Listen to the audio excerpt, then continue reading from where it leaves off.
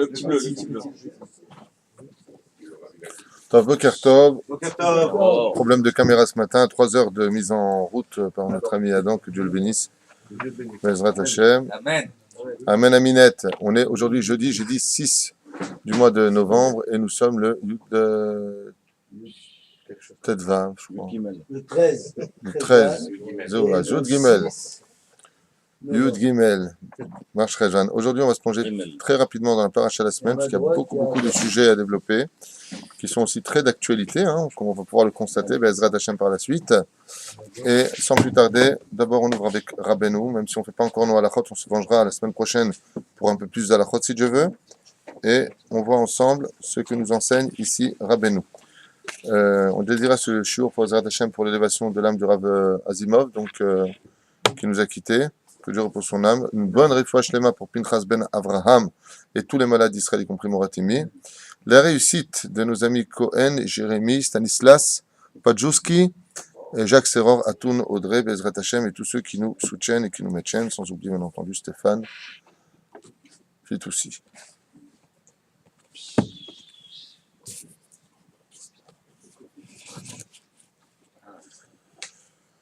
טוב, מה שכופר אשתו לדבר מזבח ובנים שאינם הגונים, celui qui force sa femme à venir avec lui pour avoir une relation, qu'il sache que s'il naît un enfant de cette union, s'il l'a forcé pour cela, eh bien, ne sortiront pas des enfants sages. Isha shedamea merubim tsar gidul banim shela yoter mietzavon, une femme qui a souvent des pertes de... Dafka, juste maintenant, tu viens, toi? On est dans les femmes et tout ça, va faire un petit tour et tu reviens dans 5 minutes. Pas pour le moment. 14 ans qui se plantent juste pour ce genre de cours. Isha Shedamea Meruba, une femme qui a malheureusement beaucoup de pertes de sang en général, c'est qu'en général, on lui annonce que l'éducation de ses enfants sera plus dure que celle des autres en général. Top. Bat Kohen Israël, Bat Tamit Racham Le'am Haaretz, Zera Enla. Une fille de Kohen pour un Israël, Stam, Be'alma, ou Bat Tamit Racham Le'am Haaretz, ou de marier une fille de Tamit Racham à quelqu'un qui ne connaît pas la Torah, Zera Enla, les enfants ne sortent pas bien en général. Donc c'est important pour une fille de Cohen. Si vraiment c'est une fille de Cohen, par aujourd'hui, il faut vérifier qui est réellement Cohen. Il y a eu beaucoup de mélanges. Il y a même des goïms qui se sont appelés Cohen. C'est-à-dire qu'une Goya s'est mariée avec un Cohen. Les enfants s'appellent Philippe Cohen, par exemple. Mais c'est pas un juif. Alors il va prendre les traditions juives, et puis après il va se convertir. Mais s'il se convertit, il n'est plus Cohen, puisqu'il devient fils d'Abraham. Donc il s'appelle Philippe Cohen, le converti. Donc il est juif maintenant, mais c'est tout un Halut Habatora. Celui qui veut avoir une éducation beaucoup plus facile avec ses enfants, dira Benou devra jeûner tous les jeudis. Ça aide énormément à l'éducation de nos enfants. Voilà. Si la mère est goy, le père est Cohen, il a des enfants. Si la mère est goy. Le père est Cohen. Ouais. Cohen, oui, Cohen Gadol. Donc les enfants s'appellent Cohen mais ne sont pas juifs.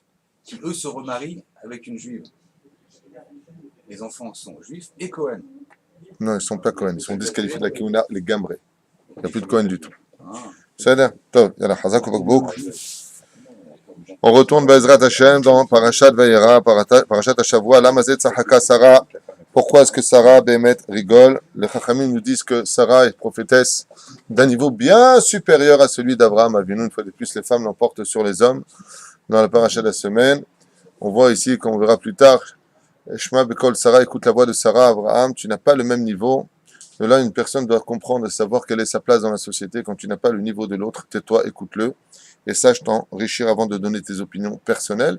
Ça ne veut pas dire qu'elles ne sont pas bonnes, ça veut dire qu'il faut avoir une meilleure connaissance pour pouvoir répondre. Comme c'est marqué dans la Mishnah de Maseret Avot, 4e chapitre, la différence entre un chacham et un golem c'est un homme vide de sens.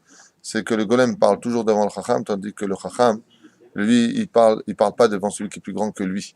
Il apprend à se taire parce que son but, c'est de s'enrichir de la connaissance de l'autre, contrairement à bien des situations pénibles dans les discussions avec des gens qui sont très loin, par exemple, de la Torah et qui commencent à dire « je ne pense pas, je ne suis pas d'accord », alors qu'il parle avec des tzadikim qui ont acquis beaucoup plus d'expérience. La reine, Kol Yemei Chaya, il y a marqué dans la 18e Mishnah du chapitre de Maseret Avot, premier chapitre, « Toute ma vie durant, je me suis assis parmi des sages et je n'ai pas trouvé mieux pour moi, pour mon corps, que le silence. » Sarah, elle avait Boracha Kodesh, que la Tid Lavo, malgré toutes les difficultés et le srout incommensurable de Hagar, qui a accepté de rentrer sous les ailes de la Shekhinah, de rentrer pour se convertir et devenir plus tard Ketura, selon certaines déotes, certaines opinions. Elle est inquiète, Sarah. Elle est inquiète. Et pourquoi est-ce qu'elle est inquiète, Sarah, quand on lui annonce qu'elle a un fils? Parce que dès qu'on lui annonce qu'elle a un fils, elle va Berouach HaKodesh, tout ce qu'on est en train de vivre aujourd'hui. Que les Arabes vont pas cesser de nous casser les pieds sur le droit de notre existence. Elle le voit, Berouach HaKodesh. Aval, Sarah, elle va jusqu'au bout de la fin des temps. Et quand elle arrivait à la fin des temps, ouais, alors, qu'est-ce qui s'est passé? Elle a vu que Yitzhak l'emporte. Bat Yitzhak, Sarah. Elle a ri. Pourquoi elle a ri? Elle a vu que son fils, comme c'est marqué, Tzohek, Mishet Tzohek Acharon, rira bien qui rira le dernier. Pour l'instant, vous l'emportez sur le domaine de la politique caca, avec les médias, vous savez placer vos caméras, vous maquillez vos pauvres petits Palestiniens, vous faites votre manicologie, vous pensez que vous l'emportez. Sarah, elle a eu peur. Quand elle a vu la fin des temps, Batitzrak, Sarah Bekirba, Mazek Bekirba, à l'intérieur d'elle, elle est partie chercher jusqu'à la fin des temps la signification. Et Israël, Baruch Hashem, l'emporte très, très, très haut la main. Chez Neymar, Yavdou, Hamim, Shahabou, Lechaneumim. Alors dans ce cas-là, pourquoi il lui dit à Sarah, non, tu as ri. Alors pourquoi il lui reproche? Parce que malheureusement, il va y avoir beaucoup de dégâts pour remettre de l'ordre, comme on peut le constater tout de suite après dans la paracha de la semaine où il y a le déluge de sel et d'eau dans la ville de Sodome et Gomorrhe, Amora, Tzivon, qui sont là-bas. Eh bien, Kadosh Baruch Hu dit, à la fin des temps, il y aura aussi un autre déluge, mais c'est un déluge de feu qui viendra régler les comptes. La reine, on verra Kadosh Baruch Hu, Nachon, Salto Haket, Nachon, qu'Israël va emporter haut la main. Avant, malgré tout, il va y avoir beaucoup de dégâts sur terre. Zerchen Menapar Shanout, c'est un des points qui nous a été cité ici. Et il y en a qui rajoutent à la fin, pourquoi Dafka, qui a répondu Omer Hashem, ce sont les anges eux-mêmes, car les anges détestent qu'on se moque d'eux. Une explication qui nous est donnée ici par le Or Moshe, et qui dit pourquoi est-ce que Dafka, Sarah, qui était prophétesse, a ri, et on le lui reproche. Ayam Maaseh, et je vous le dis dès maintenant quelque chose de très important, dont les hommes ignorent souvent la valeur. C'est que s'il y a une chose que les anges ainsi que les démons, on parle dans deux extrêmes, détestent le plus au monde, si tu veux pas avoir affaire à eux, si tu veux pas que ça se fasse mal pour toi dans la vie, ne te moque jamais d'eux. Jamais tu te ris. Par exemple, il y a des gens qui, les tsareno arabes, dans le sens contraire, jouent au Ouija, vous savez, une plaque comme ça avec toutes sortes de lettres et de chiffres, on en avait parlé, ouais, et ils commencent à rire et à se moquer, et à partir de ce moment-là, si tu oses, chas v'shalom, les défier, eh ben, ils viennent, oui, exactement, et ils se vengent, et ils créent des dégâts dans le mazal de la personne, ils créent toutes sortes de choses qui sont très négatives. Alors imaginez, comme le dit le Rabbi Chaim Vital, dans sa Akdama du livre Etz Chaim, il dit même de faire des shémot en faisant des hashbaot à des anges, c'est extrêmement dangereux pour la personne, parce que quelque part, tu es en train de leur dire, je te vois. Souvent on posait la question, encore hier on a posé la question, à savoir pourquoi est-ce que les médiums voient-ils des choses que nous ne voyons pas? Eh bien parce que la sensibilité des vrais médiums, je ne parle pas des gens qui sont à la masse, des gens qui prennent je ne sais quelle espèce de substance pour se prendre pour des médiums. Il y a vraiment des gens qui ressentent, qui savent. Et pourquoi est-ce qu'ils ont cela? Parce qu'ils ont une sensibilité à cette peau qui aveugle notre neshama. Ils ont une sensibilité à la spiritualité qui est beaucoup plus développée par rapport à leur âme, leur réincarnation, qu'ils étaient, le pourquoi de leur vie sur Terre. Et donc, ils deviennent un peu comme des phares pour les bateaux qui viennent de l'océan et qui indiquent où est-ce qu'ils sont. En d'autres termes, un médium ne voit que des morts autour de lui. Et pourquoi est-ce qu'il les voit? Parce que les morts savent que eux sont vus par lui et donc ils viennent vers lui. Ils sont attirés comme un phare qui les attire. Sur ce, quand les anges ont annoncé à Sarah qu'elle allait avoir un enfant, elle a ri. Les Chachamim nous disent ici, oh, Tizaer leolam lo lasot tzchok mi malachim ou milelef el favdalim shedim ruchot velivim. Jamais ne faire se mettre à rire pour ce genre de choses. Il y a un maasé en 1987 à Tel Aviv, un maasé que j'ai eu moi-même à subir, puisque j'étais à l'époque au Machon Meir, et Baruch Hashem, c'était une époque où j'avais vraiment un enthousiasme. Vous savez que la première année et la deuxième année de Teshuvah, j'avais Teshuvah un peu avant, mais quand tu rentres en Yeshiva, la première année, t'es Baba Salé, quoi. Waouh! T'étudies pendant 20 heures par jour, rien ne t'arrêtera, l'argent ne vaut plus rien, les femmes, de toute façon. Et puis.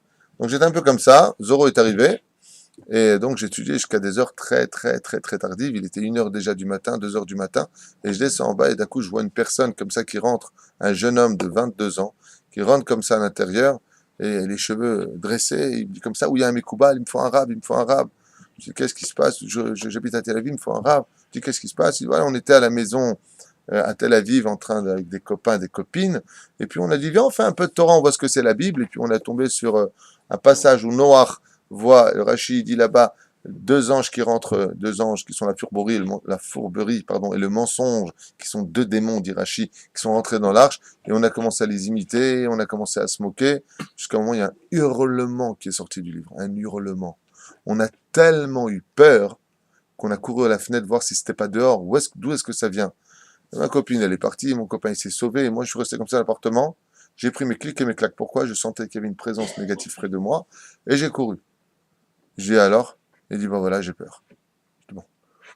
Est-ce que quand t'es parti, t'as rencontré un chien qui t'a aboyé dessus, quelque chose? Oh là là, il m'a dit oui, oh là là, j'ai oublié de vous dire. Partout où j'allais, je suis macara. Parce que là-bas, ça vit très très tard, Tel Aviv la nuit, sans faire avec la shonara. Je lui ai dit, Tzita Dvarim Lotovim. Tu as provoqué. Vatitzrak. Lot Hakim. Faut pas s'approcher de ça. Et jamais se moquer. Ni tu as peur d'eux parce qu'ils se nourrissent de nos peurs, ni tu les provoques, ni tu en ris. Tu en ris, ils interviennent tout de suite. Je dis, Bezrat Hashem, souvent, mon épouse, que Dieu la bénisse, me dit, il faut faire un parallèle de la Torah dans l'actualité, et je pense que c'est vraiment d'actualité aujourd'hui, ce que l'on est en train de voir, puisqu'on défie aujourd'hui les tsarenu, arabes, et tout cela. Les moed ashuv elecha. Mazé la moed, l'ange, il dit, la moed ashuv elecha. Je reviendrai au moed. De quel moed est-ce qu'on parle? De Pessah.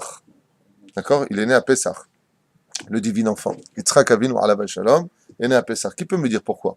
Pourquoi Dafka Pessah? Emilos. Korban Pessah. Non, le Korban, c'est plutôt Rosh Hashanah pour Yitzhak.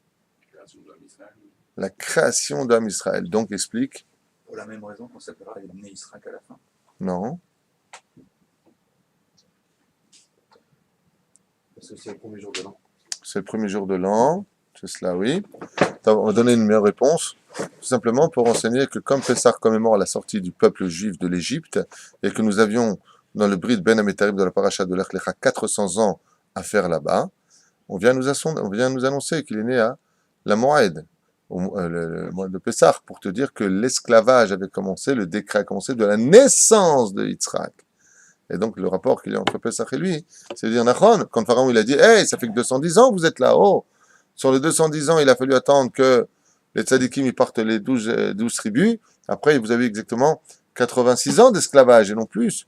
Ah, il dit mal, il a 400 ans, il a répondu, mon cher Rabbeinu, ma pitom, katouv, la moed ashuv elecha, mais ashuv elecha, je reviendrai vers toi pour démarrer le compte à rebours des 400 ans. Effectivement, si on compte la naissance de Yitzhak jusqu'à la sortie d'Égypte, on a exactement 400 ans. Zayn. Khalil al-Hamid, Sadiq Imracha. Maintenant, les tsarins arabes, alors on rentre un petit peu maintenant dans le texte avant de commenter ce que nous avons à dire ici. Batekachel Shara est mort.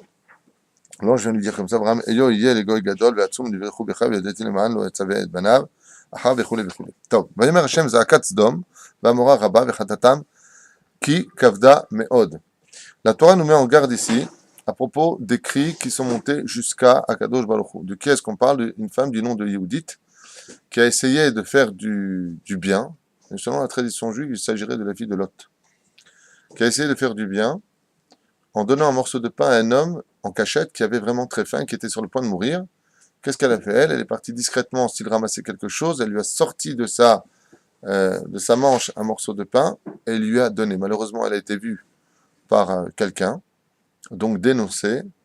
Elle a eu un jugement, et son jugement était très simple. Elle a été totalement dénudée, nue, intégralement, pendue, non pas par le cou, mais par le corps, enduite de miel, et elle est morte d'une mort horrible, sous le soleil, piquée par des milliers et des milliers d'abeilles qui l'ont absolument fini. Sa douleur était si grande que son cri montait jusqu'au ciel. Chez Neymar, Vemarchem, Za'akat Sdom Va'amora. Parce qu'elle a donné un morceau de pain dans la ville de Sdom Va'amora, ouais, alors elle a été violemment punie. Donc elle était, comme ça dit le Midrash, ils l'ont dénudée, ils l'ont pendue par le corps et non pas par le cou, et enduit de miel, et elle a été piquée par des milliers et des milliers d'abeilles qui lui ont brûlé son corps de par leur dard, et ses cris ont été si forts, sa douleur si puissante, qu'Akadosh Baruch Hu a dit Zéou, Maspik. Première question, qui sont ces habitants de Sodome et Amora? Pourquoi Be'etzem, on se retrouve face à une condamnation sans préalable, quelque chose de terrible, et pourquoi est-ce qu'Abraham intervient pour des gens pareils en disant Aïm tispe tzadik im racha, est-ce que tu pourrais tuer le tzadik avec le rachat? Qu'est-ce qui se passe chez Abraham Avinu? Qui veut défendre Abraham Avinu, contrairement à ce que l'on pensait jusqu'à aujourd'hui? Et pourquoi est-ce que ces habitants qui connaissaient parfaitement l'histoire de l'humanité, sachant que Dieu a détruit le monde par le déluge, justement parce qu'il y avait un égocentrisme extrêmement violent et eu un mélange de sexe, comme on l'a expliqué dans la paracha de Noach, où les hommes allaient avec les hommes, les femmes avec les femmes, les animaux avec les hommes, tout se mélangeait, toutes les espèces marquées dans la Torah se mélangeaient à Kadosh Sonezima. Hachem, il déteste tout ce qui est acte sexuel, qui n'est pas fait avec toute la romance que cela existe, et le tact de la pureté que cela existe, car dans le judaïsme, vous savez que l'acte sexuel, c'est-à-dire l'amour au sens propre du terme, est un moment si sensible pour Hachem que c'est un endroit où il participe lui-même à cette union. Donc vous voyez combien que je trouve veut cette union, mais dès que Chaz Shalom, c'est l'esprit de la bestialité qui intervient, Dieu s'éloigne immédiatement et de l'endroit et de la pièce et de la maison. Il fuit et c'est le Satan qui vient prendre sa place et pousser les gens dans la vulgarité des mots et dans les actes les plus bestiaux, comme tout le monde pourrait le comprendre facilement. La reine, il est curieux de s'imaginer à une fraction de seconde que ces gens qui plaçaient des hiérarchies, des juges, n'aient pas pris en compte la mise en garde de tout cela. Et bien justement, le Charlap HaKadosh, Rabbi Moshe Yaakov Charlap Alav Shalom, dans son livre Mémarom, nous explique une dimension surprenante à cette question. Et il dit que parce qu'ils ont vu ce que Dieu avait fait au déluge, ce que Dieu avait fait au Dor HaPelaga, la tour de Babel, parce qu'ils ont vu le jugement divin, ils avaient mis en pratique dans ces villes-là une politique de vie qui disait à partir d'aujourd'hui, on ne se mêle plus du tout des affaires de Dieu. Et qu'est-ce que cela veut dire? Si tu es pauvre, c'est que Dieu il le veut. Moi, je m'en mêle pas. Je n'ai pas à te nourrir. Je ne veux pas lutter contre Dieu. Je ne sais pas si vous comprenez ce que je suis en train de dire, alors que dans la Torah, mais ce qu'ils disent, franchement, ça tient debout ou pas? Ça tient debout. Il a fait. Il dit, Dieu il t'a mis comme ça. Non, chas v'shalom. Le ma d'avoir domé, à quoi cela ressemble, disent les sages? C'est pas chout meod. C'est une histoire que m'avait raconté Rabbi Moshe Deri Alav Shalom. Parce que je lui ai posé la même question. Je lui ai dit, mais vous êtes en train de prier pour un homme qui est malade. Mais qui l'a rendu malade? C'est Dieu. Donc si Dieu l'a rendu malade, ouais, pourquoi vous allez prier le guérir? Vous rentrez dans les comptes de Dieu. Et là, il m'a raconté cette histoire. Il m'a dit un jour, un roi avait un fils. Et le roi avait convenu dans sa législation et ses lois que tout celui qui enfreindrait les lois du roi sera jeté en prison. Et ce jour-là, c'est son propre fils qui a enfreint les lois du roi. Alors sont venus tous les ministres et ont dit au roi, Efa va Efa, tu fais une différence entre ton fils et nos fils, les nôtres sont en prison. Il a dit, il n'y a pas de problème, tu dois aller maintenant pendant 10 ans en prison, mon fils. Le fils s'est mis à pleurer, il a dit, la loi est la loi. Alors il est descendu. Et voilà qu'après un certain temps, 3-4 semaines plus tard, tous les ministres viennent vers le roi, ils font une manifestation. Pas content, pas content. Le roi il leur a dit, qu'est-ce qui se passe? Il dit, on t'a demandé de le jeter au roi, on t'a demandé de le jeter en prison, pas au rite. Quel rite? Quel hôtel? Il dit, tu plaisantes ou quoi? Sa prison est plus belle que la mienne. Quoi? Le roi, qu'est-ce qu'il a fait? Il est descendu. Et dès qu'il arrive dans le couloir de la prison de son fils, le couloir là-bas, il commence à voir des tapis, des super beaux, comment ça s'appelle? Lustres et des tapis, des rideaux. Et il ouvre la porte de la prison. Et de prison. Plasma, jacuzzi, la totale. Le roi est super surpris, il dit, mais c'est ça. Et à ce moment-là, il y a le Premier ministre qui vient et il fait un clin d'œil au roi. Il lui dit, dans la loi, il est marqué que le fils devrait être jeté en prison. Il n'a jamais été marqué à aucun moment comment devait être la prison. Il était de mon devoir, moi qui aime le roi, d'enjoliver la situation du fils du roi. Ça, c'est la réponse. Même si une personne, elle est condamnée dans les cieux à une pauvreté pendant 10 ans, pendant 1 an, peu importe. Nous qui avons un titre de Premier ministre dans ce monde, Israël, c'est Sar'el, ministre de Dieu. On a un devoir, c'est d'enjoliver la maison du pauvre. On va lui donner à manger, voilà pour Shabbat. Voilà si tu as besoin de voiture. Voilà, on va essayer d'enjoliver sa prison. Ça ne touche rien au décret, parce que le décret ne dit pas dans quelle situation il doit être. Le décret, il dit, et c'est à nous maintenant d'intervenir. Le roi a serré le Premier ministre dans ses mains, il a dit effectivement, la loi n'interdit pas d'enjoliver la situation d'une personne. Eux, c'est là où ils ont fauté. Si vous vouliez vraiment aller jusqu'au bout, pourquoi vous étiez donc immoraux, les sodomites? Do you understand?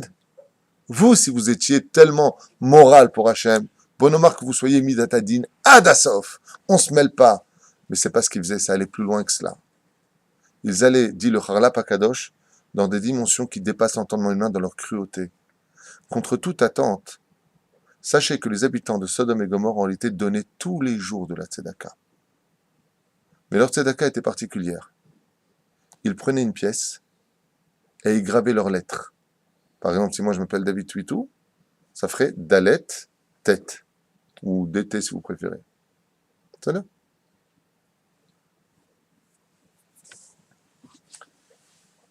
Quand ils donnaient cette pièce-là, les riches étaient les pauvres étaient très contents parce qu'ils avaient beaucoup d'argent sur eux. Quand ils venaient pour acheter du pain ou de la farine pour en faire, quand ils donnaient cet argent, non, cet argent tu peux rien acheter ici. Tu peux rien en faire. Ce qui fait que ils mouraient de faim avec des milliers d'argent sur eux. Et quand ils mouraient, alors revenaient les habitants de Sodome et de Gomorrhe et chacun reprenait sa propre pièce. C'est-à-dire que c'est chef, tu vois le verre d'eau dans le désert, tu veux le boire, voilà, je te mets là, mais il y a une vitre. Tu ne pourras jamais l'utiliser. Et pourquoi il ne pouvait rien en faire des pièces? Parce qu'elles étaient gravées et marquées. C'était des pièces de tzedaka inutilisables. Comme ça dit le Charlap. Je te donne un chèque, j'ai oublié de te le signer. Tu as tout l'espoir de pouvoir t'en sortir, mais tu ne pourras jamais rien en faire. Exactement. Cette tzedaka ne servait à rien. Et c'est pour ça qu'on dit qu'il ne faisait pas de tzedaka. C'était quelque chose de très malin. En d'autres termes, comme c'est marqué, ils ont raté leur cible. Ils faisaient de la tzedaka. Ma perouche d'avar, mais ils n'en faisaient pas. C'est que de cette tzedaka, on n'en faisait rien. Mais c'est d'avar nora ve'ayom. Eradana ver'e ketzakata haba elai asukala ve'imlo eda'a ve'ifnu misham anashim yelchus doma ve'Avraham odenu omed lifnei Hashem. Et Abraham se tient devant Hashem, car Kadosh Baruch Hu lui dit, regarde combien leur faute est grande. Alors vous comprenez bien que ici, la faute qu'il leur est reprochée, d'abord et avant tout, c'est la cruauté avec laquelle ils se maintenaient dans leur soi-disant moralité, comme c'était d'ailleurs une ville de, vous savez, de communistes. Toutes ces villes-là, c'était des villes communistes. Et vous savez que le communisme est une politique anti-Torah, anti-sociale. Dans la vie d'un juif, dans la vie de la société, il ne faut surtout pas que tout le monde soit pareil. Vous voyez, par exemple, si je veux créer l'harmonie du toucher, l'harmonie de la construction, il faut que j'ai pour cela une main. Et pourtant, je n'ai pas un doigt qui est à la même hauteur que l'autre. Et si tous mes doigts étaient à la même hauteur que l'autre, ben, je serais un mutant. Dans le judaïsme, il faut qu'il y ait des gens qui soient riches, des gens qui soient pauvres et des gens qui soient moyens. Et si tu veux être communiste, il faut que ça vienne de ton cœur. C'est-à-dire que j'ai de l'argent, je veux aider les pauvres. C'est à toi de pouvoir acheter ta mitzvah de le faire. Mais de venir prendre l'un et l'autre comme ils faisaient. Où est-ce qu'était leur communisme, tu le sais? Celui qui était trop grand, on lui coupait les jambes. Celui qui était trop petit, on l'étirait. Tout le monde doit être pareil. Regardez ce que ça a donné. L'immoralité. Les écoles à l'immoralité. Alors on dit comme ça, Abraham, Omed, Odenu lifnei Hashem, Lama, Vaigash Abraham, Vayomar, Af tispet tzadik im racha. Comment est-ce que Dieu pourrait-il juger le tzaddik avec le rachat? Alors beaucoup de dimensions ici se cachent derrière ce genre de phrase. Vous allez comprendre tout de suite de quoi est-ce que je parle. La première des choses avant tout, c'est de comprendre qu'il y a des choses, des situations immorales qui fâchent réellement Hachem. La première, c'est le vol. Dieu déteste ceux qui volent. Les habitants de Sodome et Gomorrhe étaient des gens qui volaient. C'est pour cela que le choix de Lot, qui volait les terres d'Israël, dans le sens où Israël ne nous était pas encore donné, mais promis, eh bien, Dieu lui dit, descends, Abraham lui dit, viens, on se quitte. Et la direction automatique de Lot, c'est d'aller à Sodome et Gomorrhe. Parce que Sodome et Gomorrhe est une ville de voleurs. On recommence avec ça. C'est pour ça que dans le parasha de Noach, le déluge est tombé sur eux parce qu'ils se volaient les uns les autres. Et là, c'est encore une autre sorte de déluge, puisque c'est de l'eau salée. La mer que vous voyez, qu'on appelle la mer de sel, la mer morte, n'est autre que ce qui est tombé sur ses habitants, car dessous cette eau, cette mer que vous avez là-bas, se trouvait exactement ce que nous citons ici, comme c'est marqué dans le livre Sod HaChashmal. C'est exactement ce qui est tombé sur eux. Alors bien sûr, il y en a qui vont me dire, mais c'est marqué avant Yamamelach, avant le déluge, avant le Sdom Vegomor. Alzeh Omer Rashi Akadosh, En Mugdam Vemeuchar Batorah. La Torah nous parle de ce qui se passera à l'avant, avant même d'exister. En Bezebaya. Alors, première faute, le vol. Gazlanim Vegannavim. La deuxième faute qui porte le nom, c'est l'homosexualité. Parce que, comme vous le savez, il y a un rapport entre la déchéance morale et l'argent. Il y a toujours un rapport entre la déchéance morale et l'argent. Je vais vous donner un exemple concret. Si vous prenez une personne sainte d'esprit, une personne bien, et que du jour au lendemain, il prend une très grosse somme d'argent, automatiquement, vous allez voir, il est plongé comme un poids extrêmement lourd vers la déchéance morale. On ne parle pas de quelqu'un qui a l'habitude, qui est né dedans depuis qu'il est petit, on parle d'un arriviste. Quelqu'un qui vient de devenir riche. Ce qui fut le cas de Lot. Lot était le beau-frère d'Abraham et le neveu d'Abraham. Le seul problème, c'est qu'ils se ressemblaient comme deux gouttes d'eau. Comme il lui a dit, Iparedna me alai, va-t'en de moi parce que tu me portes préjudice. Et quel était le préjudice que portait Lot sur Abraham? La même tête. C'est quoi? La même tête. Ils se ressemblaient dans le dos. Oui, mais c'était quoi le préjudice? Il se faisait passer Il y a pour toujours un... Et alors, Moral en quoi ça portait un problème? Il habitait les hommes Parce déjà. que l'autre agissait C'est pas tué. pas C'est sur- son propos, pas tué. Regardez, apprenez à étudier l'hébreu comme c'est beau. Écoutez la Torah en hébreu comme elle est belle. Ipared na me alai, il lui a dit dans la paracha la semaine dernière, il lui a dit, sépare-toi de grâce de moi. De qui il demande en réalité de se séparer Abraham? Du mot na. Il est en train de lui dire, Ipared na me alai. Ipared, traduisez, sépare, na. Le na est en train de me quitter à cause de toi. Et pourquoi? Les sages, ils disent que quand Abraham, il parlait avec les gens, il disait toujours, Bevakasha, na, de grâce, s'il vous plaît. Quand l'autre parlait avec les gens, c'est viens ici toi, fais ça, va là-bas. Et comme il se ressemblait comme deux gouttes d'eau, Abraham, il a dit il y a un problème. Pourquoi il entendait dans les camps de droite et de gauche et les gens disaient je comprends pas Abraham, en fin de compte, c'est un arnaqueur. Qu'est-ce qu'il fait Abraham? Quand il veut faire du commerce, il sait dire s'il te plaît. Mais t'as vu comment il m'a parlé maintenant? Toi va là-bas, tu n'as rien à faire sur mon terrain. En réalité, c'est un homme intéressé. Donc les gens croyaient que quand Lot il parlait, c'était Abraham qui lui savait pas dire na. Alors on a dit, il paraît na mais alai, à cause de toi, le na est en train de partir de moi. Les gens ils croient que je ne sais plus parler poliment, que je ne sais plus parler avec décence, que je ne sais plus parler avec Baruch Hashem, respect des individus. Il paraît na mais alai. C'est la première fois où c'est séparé. La deuxième fois, pourquoi il vient le libérer? Il y en a qui disent à cause du Melech HaMashiach qui viendra de lui, tout ce que tu veux, Ruth à Moabia. Il y en a qui disent que parce que Gedar la Omer, c'est-à-dire Nimrod, quand il a su que Lot était là-bas, il a voulu se venger d'Avraham Avinu. Alors j'explique ce que dit un petit peu le Midrash avant de continuer sur la situation entre Avraham, Hachem, par rapport à Sodome et Gomorrhe. Vous savez que Nimrod était l'ennemi juré d'Avraham Avinu. Il l'a jeté dans la fournaise ardente, ainsi de suite. Il a eu plusieurs années de règne. Pas tellement longtemps, ceci étant dit, mais il a eu plusieurs années de règne. Et après, Lot a dû fuir. Nimrod a dû fuir. Quand il s'est enfui, il est arrivé, mourant de faim, nous dit le Midrash, devant une magnifique tente à Beersheba. Et là-bas, il a demandé à boire et à manger. Et on lui a servi. Ensuite est venu Avraham Avinu et lui a dit « Ah, bonjour. Plaisir de vous voir. Es-tu roi? Oui? Vous êtes encore roi? Ah d'accord, vous êtes en fuite? Très bien. Eh bien, maintenant il faut faire le Birkat Amazon. » Nimrod, il lui a dit « Le quoi ?» Il lui a dit le Birkat Amazon. Il lui a dit ta race, quel Birkat Amazon? Ni je fais le Birkat Amazon, rien du tout. J'ai mes dieux avec moi et je veux les remercier. Alors il lui a dit, alors c'est pas compliqué. Tu veux pas faire le Birkat Amazon? On t'apporte l'addition. S'il vous plaît, l'addition, 10 000 pièces d'or.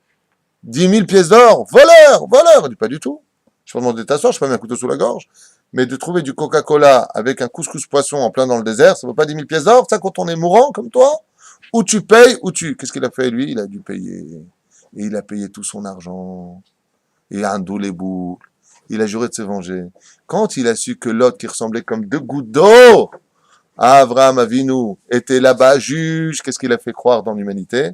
Vous voyez Abraham, il est le monothéiste, l'homme de la morale, puis il est homosexuel, et il vit là-bas. Regardez comment il est devenu, regardez comment il est égoïste, il donne rien à personne, tout ça c'était pour me faire tomber.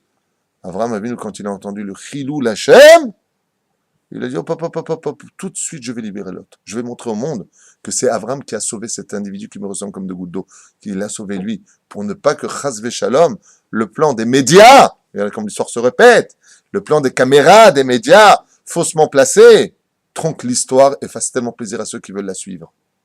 Ainsi donc, Abraham a dû se battre pour montrer la vérité. Le Tzila Or et Lot, Shulohu. Lot, c'est pas moi. Ça, c'est une explication qui est donnée par un certain Midrashim. Ici, il apporte quelque chose de très attirant, au nom de Nahar Shalom, qui dit comme ça, est-ce qu'il y a Abraham Avinu Alav Shalom de dire constamment à un petit spet tzadikim racha, est-ce que tu peux juger l'un et l'autre? Et là, chez tzadikim, mitztarim, shikovrim rachaim lefanam. Le tzadik, il est jamais bien quand on va quand on va enterrer un rachat avant lui. Ça veut dire qu'il y a un terrain pour enterrer. Là-bas, tu vas enterrer le rachat, après tu vas enterrer le tzadik. Et regardez ce que nous livre le Midrash. Elisha Navi. Elisha, le prophète, d'accord, a eu un rachat qui est mort juste avant lui. Et ils sont partis l'enterrer. Et lui, après, il est parti. D'accord? Hayalo tsa'ar le Elisha Navi, vekam arasha le tria. Qu'est-ce qu'il a fait Elisha? Il a dit, ma pitom, tu vas pas te faire enterrer avant moi. Pourquoi? Parce que là où je suis, tu vas me salir. Donc il a fait faire triat emitim au rachat, au bilvad shelo ikbar lead Elisha. À la condition, il ne sera pas enterré. Il lui a dit, en fin de compte, quand il a vu qu'il était enterré là-bas, que c'est lui qui devait aller, en d'autres termes, qu'est-ce qu'il a fait? Il lui a dit, rachat, reviens à la vie, va t'enterrer ailleurs. En d'autres termes, si vous n'avez pas compris ce que je suis en train de dire, c'est que Abraham est très inquiet. Il dit, tu vois pas qu'il y a des tzadikim là-bas? Qui mérite la mort? Il mérite la mort. Ça, je rentre pas dans les comptes. Quoique je suis Midat HaChesed. Il dit, mais tu vois pas qu'il y a des tzadikim? Qu'est-ce qui pourrait arriver de pire à un tzadik? C'est d'être enterré à côté de quelqu'un qui sont très mauvais après la mort. Car vous savez qu'une neshama qui a fauté dans ce monde, quand elle sort, elle sent pachout mais haute les égouts. Dans l'atmosphère, l'odeur est terrible. Terrible. Et on a des témoignages de certaines médiums qui arrivent dans des endroits, il y a du froid qui s'installe et des très mauvaises odeurs. Ils sont très mauvais. Spirituellement, c'est pour ça que pour entrer dans le Gan Eden, on passe tous par un mikvé. On est tous obligés d'aller se tremper au mikvé. Il y a un mikvé dans la Kabbale qui explique que dans les cieux, il y a un mikvé pour se laver dans le cas où une personne qui enlève totalement les odeurs. Bon, il y a plusieurs, je ne vais pas raconter toutes ces histoires, mais juste pour que vous compreniez. Et qu'est-ce qu'il dit maintenant Abraham Avinu? Il est inquiet. Un petit spé de tzadik im racha. Il n'y a pas marqué pourquoi tu vas les tuer. Abraham ici ne prend pas la défense de Sodome et Gomorrhe, contrairement à ce que tout le monde veut dire. Pas du tout. Nachon. Mais on va voir exactement de quoi est-ce qu'il veut parler. Non. Malgré tout, il faut qu'il y ait la Shrina qui descende, la Sarah. Il faut qu'il y ait la Shrina qui descende, il en faut 10 minimum. Mais Zema, il dit, écoutez bien. Il dit, Pashut Meod, si Chaz Veshalom, tu veux faire une chose terrible à un tzaddik, tu lui enterres un rachat. Pourquoi? Parce que le tzaddik, lui, se repose dans la terre. Comme c'est un tzaddik, lui, son corps, Behemet, il dort. Comme c'est marqué dans la Gemara, à propos d'un Amora dont le nom m'échappe, qui ne cessait d'étudier 24 heures sur 24, ça fait lui dire, mais papa, tu vas finir par tomber malade tellement tu étudies la Torah. Il lui a répondu, ne t'inquiète pas, je dormirai dans la tombe, je me reposerai dans la tombe, t'inquiète pas. Là-bas, on dort. Aval, ici, il faut travailler. Ici, il faut servir Hachem. Top! Jusque-là, ça va. Bon, c'est pour son niveau à lui, hein. Nous aussi, on étudie la nuit. On fait la journée Masachet Brachot, la nuit Masachet Halomot. C'est chacun son deal. Aval, Keikaron, qu'est-ce qu'on voit ici? Qu'Abraham Avinu, il est inquiet pour les tzadikim. Il dit parce que le rachat, lui, dans la tombe, on le frappe, et on le frappe, et on le frappe. Ce qui fait que le tzadik d'à côté, il en a marre, il porte plainte. Mais enlevez-le d'ici. C'est pareil pour celui qui n'est pas Shomer Shabbat, de ne pas l'enterrer dans la Chelkat. Vous avez marqué que quand on perd une personne, la Chebra Kadisha pose une question immédiate. Il était Shomer Shabbat, oui ou non? Pourquoi t'es venu juger? Il est mort, le mec. De quoi tu te mêles, toi? Le mec, il a perdu son frère ou son père. L'autre, il était Shomer Shabbat ou pas. Pourquoi t'es Dieu, toi? Ça n'a rien à voir avec ça, tzaddik. Ça a à voir avec le fait que s'il n'est pas Shomer Shabbat, il ne faut surtout pas l'enterrer avec ceux qui étaient Shomer Shabbat. Parce que ceux qui étaient Shomer Shabbat dans ce monde, même s'ils ont fauté Shabbat chez eux, c'est calme, c'est planifié, c'est harmonieux, c'est le shalom. Tu as fait Shabbat Shalom, tu as Shabbat Shalom. Mais si tu n'es pas Shomer Shabbat, il faut te mettre avec ceux qui ne sont pas Shomer Shabbat là-bas. Parce que là-bas, ils te frappent et la semaine et le Shabbat, comme c'est marqué dans le Zohar Kadosh. La semaine, ils sont dans le feu, le Shabbat, ils sont dans la glace. Et s'il avait réservé sa place déjà, S'il avait réservé ça. Alors, qu'est-ce qu'il fait là, Chabad Kadisha? s'il a réservé sa place et qu'il n'était pas à Shomer Shabbat, il faut qu'il y ait un deal avec les gens qui sont ici présents. Ça veut dire qu'en réalité, mais celui qui perd, en réalité, c'est qui? Ceux qui sont encodés. C'est le rachat. Parce que s'il se fait enterrer dans un endroit où il y a des Shomer Shabbat, il faut savoir que tous ceux qui sont Shomer Shabbat, ils vont pas le laisser tranquille non plus la semaine. Ils l'insultent. Ils n'insultent pas avec des mots comme nous on comprend. Ils insultent avec des anges qui sont en bas, qui gardent chaque corps humain pour Triatamétim. Les anges vont là-bas et ils font des remontrances qui n'en finissent pas. Lui regrettera toute sa vie. Qu'est-ce que tu m'as enterré là-bas? Mais malgré tout, tout est Mina Shamaim. Les enterrements, si une personne est enterrée parmi eux, c'est que Mina Shamaim, ça a été voulu. Les condivents, on les en passe. Ce que nous faisons, nous, c'est d'expliquer les grandes autoroutes. Il y a les nationales, il y a les petites routes. Dieu, il a souvent ses plans. Et en plus de cela, on ne sait pas vraiment qui était Shomer Shabbat ou pas dans la vie. Des fois, tu vois un barbu, tu crois qu'il est Shomer Shabbat, il ne l'est pas. Et tu vois un mec qui est sans kippa qui en réalité est plus Shomer Shabbat que quelqu'un d'autre. Donc, comme on ne sait pas qui est quoi, il faut savoir que les enterrements chez Nehemar, Vaïkbar Oto Bagay, il y a marqué dans la Torah Vaïkbar Oto Bagay, c'est Dieu qui a enterré Moshe Rabbeinu. Pourquoi ça vient nous enseigner ça? Pour nous dire que tout ce qui est enterrement en général, c'est dans les mains d'Hachem. Hein, une fois qu'une personne décède, c'est Dieu qui vient s'occuper de la personne. Si malgré tout il est là-bas, c'est Mina Shamaim. C'est ça. וזה העניין שכתוב שמה, ראשית תיבות לצער.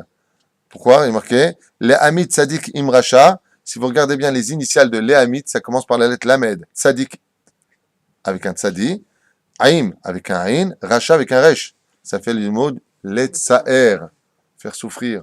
Pourquoi tu veux faire souffrir les Tzadikim, les pauvres? Eux, ils n'ont rien fait. Les Zaïnian. La deuxième chose qu'on doit retenir, souvent on en a parlé, de ce sujet-là, c'est la force de la Torah, c'est la force de la tzidkout. Peut-être qu'il y a des tzadikim. Avraham Avinu alav shalom.